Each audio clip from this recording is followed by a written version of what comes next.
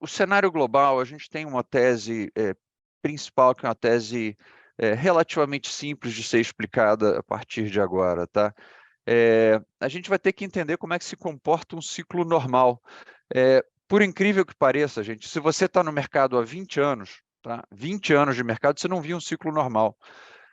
Você passou por 2008, que foi uma crise profunda do sistema financeiro, ou seja, uma recessão de balanço. Você passou por 2020, que foi um choque de oferta. Você ainda não viu um ciclo econômico normal se você está no mercado faz 20 anos, né? Quer dizer, é, como é que se comporta um ciclo normal? Essa é a pergunta, né? Setores e segmentos da economia têm sensibilidade diferente à alta de taxa de juros, né? Então, a economia funcionando normalmente, setores diferentes operam a velocidade diferente simultaneamente, né? O que que isso significa? Isso significa que, dependendo do qual setor na economia você está, você pode achar que a economia está se expandindo, se contraindo ou ela está estagnada, tá? Que é exatamente o que a gente vai ver para acontecer com a economia norte-americana, porque a gente acredita que dessa vez a gente vai ter um ciclo semi-normal, né? A não ser que tenha outro choque, alguma outra coisa assim. Mas o que que acontece quando você tem esse ciclo? Onde você reconhece que uma economia não é um ente homogêneo que opera a uma velocidade só, mas ela é um ente heterogêneo que opera a várias velocidades ao mesmo tempo. Ele abre, entendeu, o espaço para aquele que a gente chama de viés de confirmação. Se você é um otimista de carteirinha e está olhando a economia norte-americana, você olha a parte de consumo e fala, pô, emprego e consumo está bem. Não sei do que vocês estão falando, a economia está bem. E se você é um pessimista de carteirinha, você olha para o setor imobiliário norte-americano e fala, meu Deus do céu, o céu caiu sobre a minha cabeça, né? Então, assim, e essas duas coisas são verdade ao mesmo tempo dentro de um ciclo econômico normal. Mas por que que a gente não acha isso? Se você olhar, isso aqui são os dados do NBER, né, das recessões datadas norte-americanas. A última recessão que a gente considera normal, ou seja, que não foi um choque do setor financeiro, que não foi um choque de oferta, é 1991. Tá? Aí você pode até dizer, não, Arthur, teve ali 2001, a bolha das dot-com, mas 2001, a bolha das dot-com ainda teve um choque de preço de ativo e tal. Então, assim, você está há 25 anos no mercado e aí você ainda não viu um ciclo econômico normal, né? Então, você pode até questionar, poxa, Arthur, então o teu conceito de normalidade tá errado. O que está errado é o teu conceito de normalidade, não é o ciclo econômico. Mas a verdade é que a gente tem muita gente que está no mercado hoje em dia que nunca passou por um ciclo econômico normal, né? Por quê? Porque a lógica que a gente acho que imprimiu uma impressão duradoura na maioria de todos nós foi 2008, né? Então, assim, todo mundo aqui tem na cabeça ainda 2008. Óbvio que 2020 está recente, mas 2020 a gente entende mais ou menos as dinâmicas de um choque de oferta, né? Mas 2008 foi aquilo que a gente chama de uma recessão de balanço, né? Que começa com a alavancagem do consumidor, aí você tem um choque que é a queda do preço dos imóveis, e isso leva a um aumento da inadimplência. O setor bancário estava alavancado naquela época 33-1.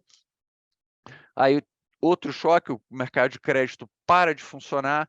E aí, quando o mercado de crédito para de funcionar, ou seja, os bancos são, gente, o encanamento através do qual a liquidez circula numa economia, né? Então, na hora que, poxa, os bancos param de funcionar de forma normal, ou seja, o encanamento entope, aí o que acontece? Aí você tem uma queda sincronizada de todos os setores da economia. Em 2008, você não tinha a menor dúvida, independente do segmento que você tivesse, a economia estava em uma recessão. Estava muito claro, entendeu? Se você tivesse no setor imobiliário, se você tivesse no setor de consumo, se você tivesse no setor de serviços, todo mundo olhava e falava, não, realmente a gente está numa recessão, e uma recessão profunda, quase uma depressão. Tá? E aí tem uma característica importante, que se isso é verdade, né, e os canais de transmissão estão entupidos, o encanamento está entupido, a política monetária perde eficiência, né? Então a gente tinha que jogar o juro a zero, a gente tinha que depois inventar o QE, que a gente não sabia como fazer, né? E a gente foi tateando ao longo do tempo e tentando fazer. Então, a última grande recessão pela qual a gente passou, né, essa aí quase uma depressão, ela tem características muito distintas daquilo que a gente espera que aconteça agora. O próprio início da crise em 2020 também tem características muito distintas daquilo que a gente espera que aconteça agora. Foi um choque de oferta, a gente fechou todas as economias e mandou todo mundo ficar preso em casa. Então, assim, também naquela hora você não tinha nenhuma dúvida sobre, entendeu, o estado da economia. Mas agora não. Agora a gente vai usar um framework do Michael Cantrell, que é da Piper Jaffray, que ele fala que é o Hope Framework, né? Ele fala assim, olha, como é que é esse Hope Framework? Num ciclo pseudo-normal, como é que as coisas funcionam e como é que as variáveis macroeconômicas se comportam em termos de sensibilidade à taxa de juros. Ele fala, olha, o primeiro setor a cair, housing, né? O setor imobiliário, poxa, a hipoteca sobe, poxa, cai o preço das casas, o setor imobiliário, novas construções começa a cair muito rapidamente. Depois você começa a ver isso se espalhar pelo resto da economia. No ISM, especialmente New Orders, pode ser manufatura quanto serviços, primeiro manufatura, depois serviços. Aí, bom, se caiu novas ordens, cai receita, se caiu receita, cai lucro, né? E isso finalmente chega no emprego, né? Então é mais ou menos assim que um ciclo econômico se comporta. E você olha no T0, entendeu? Agora você tem, poxa, housing já sendo impactado, emprego ainda não. Isso está 100% de acordo. Gente, eu não estou querendo dizer que um ciclo econômico é um negócio que se comporta bonitinho toda vez, mas ele tem uma certa lógica, certo? Então, assim, o que a gente está vendo acontecer com a economia norte-americana agora, e esse debate acalorado de várias pessoas dizendo, não, a economia norte-americana já está numa recessão profunda, e tem gente dizendo, não, a economia norte-americana está muito bem, obrigado, é justamente pelo fato de que faz mais ou menos 25 anos que a gente não vê um ciclo normal de negócio na economia norte-americana, né? Então, olhando aqui para o Hope, né, para o H do Hope, né, construção, né? Realmente 20% de queda, né, no início de construções. Né? Então, você olha e fala assim, não, ó, se eu estou no setor de construção, a economia norte-americana, para mim, já está numa recessão que quase que comparável com o que a gente viveu em 2020. Tá? Aí você olha o ISM New Orders, né? O ISM New Orders já sinaliza uma desaceleração importante. Bom, então já tem uma desaceleração importante. Então, dois daqueles itens, né? O H e o O já estão ticados, a gente está caminhando ao longo daquela reta que a gente colocou para vocês, né? Depois a gente vai falar um pouquinho de profits e de employment para não confundir a conversa, mas o que o Fed acha disso tudo, que é a parte mais importante? A gente sempre trabalhou aqui com esse framework que, de novo, vem dos bancos centrais, não é da nossa cabeça, não. De que a taxa de inflação ela vai ter, e de novo, isso aqui é só um modelo mental, gente. Não é que a gente acha que a taxa de inflação tem dois componentes identificáveis certinho, que ela cai de um jeito depois do primeira forma, depois da outra, mas é só uma forma de pensar, tá? Primeiro, a primeira parte da queda da inflação ela é fácil, porque ela é você religar as economias, a reversão dos choques de oferta. A segunda parte da queda da taxa de inflação é bem difícil, que é ajustar o mercado de trabalho. Né? Então, assim, a gente está já ao longo da primeira parte, eu acho que já está bem encaminhada a primeira parte de reversão dos choques de oferta, eu acho que a gente ainda está longe de equilibrar o mercado de trabalho. Né? Aí você vê, poxa, mas como é que você vê isso? Como é que o Fed vê isso que é mais importante? Ele pega isso aqui, ele quebra o que ele acha que é excesso de inflação entre efeitos de oferta e efeitos de demanda, e ele descobre que, poxa, efeitos de oferta efeitos de excesso de demanda são uma parte importante da inflação que a gente está tendo agora. Então a gente vai ter que combater excesso de demanda. Como é que você combate excesso de demanda? Combatendo, de certa forma, a geração de renda, e combatendo a geração de renda tem que ser ajustando o mercado de trabalho. Né? De novo, o Fed tem aqui o erro da década de 70, né? Os bancos centrais eles sempre brigam as batalhas de guerras passadas.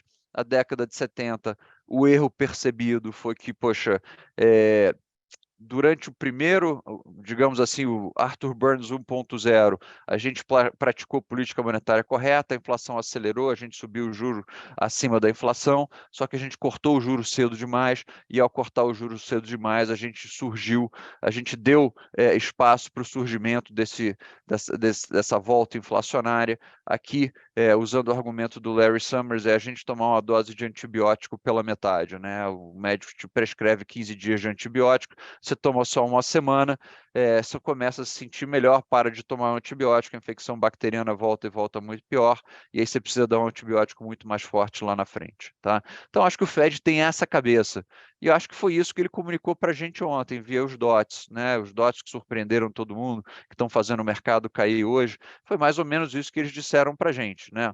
Olha, turma, a gente vai ter que subir a taxa de juros, e essa taxa de juros vai ter que permanecer lá há algum tempo, ou seja, cortar cedo demais é um erro que a gente não quer incorrer, né? E aí já entrando, voltando para aquele framework do Hope, né, do mercado de trabalho, como é que o Fed percebe isso? Eu gosto desse dado, e esse dado acho que é super interessante, porque ele te mostra a resultante de demanda e oferta do mercado de trabalho ao mesmo tempo, ou seja, a quantidade de vagas abertas por pessoas desempregadas. Então, ele te dá a demanda, ele te dá a oferta, né? Vagas abertas, pessoas desempregadas. Poxa, esse negócio já foi a 2, mas ainda está acima de 1,7, ou seja, tem 1,7 vagas abertas para cada unidade de pessoa desempregada, tem excesso de demanda para a unidade de oferta, ou seja, o mercado de trabalho ainda está longe de satisfazer a condição de equilíbrio ou de pelo menos de balanceamento que o Banco Central norte-americano tem falado. Você não precisa acreditar na gente, basta ser, de novo, às vezes é tão simples quanto você ouvir um banqueiro central, né? Então, assim, o Powell falou isso com todas as letras, né? Ele falou, olha, o mercado de trabalho, que é especialmente importante para a inflação de serviços, ele mostra só sinais muito embrionários de ajuste, tá?